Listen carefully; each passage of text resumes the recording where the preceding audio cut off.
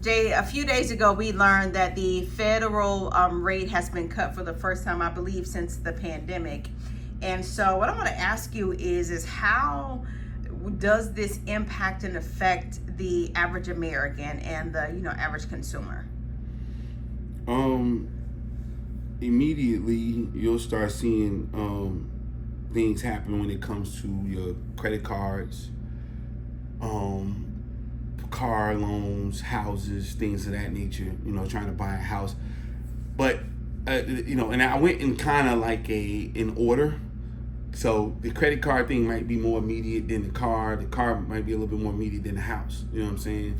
Houses already was starting to cut rates. The mortgage rates was coming down, so that's going to help. But yeah, so your credit card rates, they'll probably have you at a 29%, which is ridiculous, 22, 23, something crazy.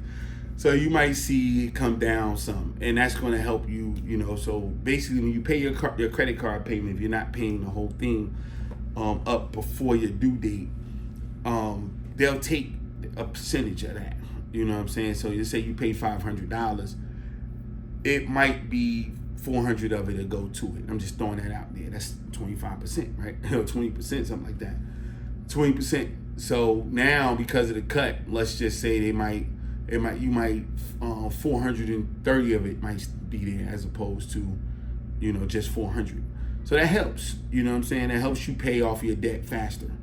And it was a big cut for, which is, they say 50 basis points, which is really like 0.50. It's not a whole point, but hey, that's better than nothing. Same with the car loans. Everybody's paying ridiculous amounts of money on the car loans. That's going to help you go ahead and get a car. It isn't expected to possibly get another one before the year is out, or in multiple in 2025. So as that happens, these things will make it a lot easier.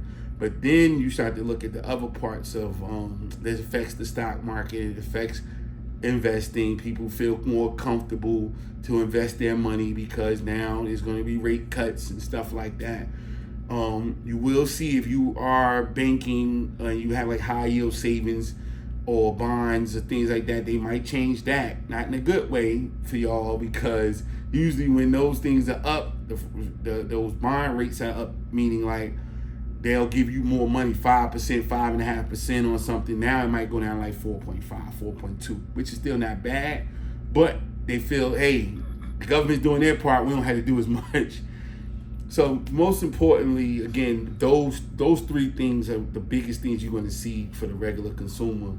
Is something happening with buying homes, credit cards, credit debt type of thing, and your car loan.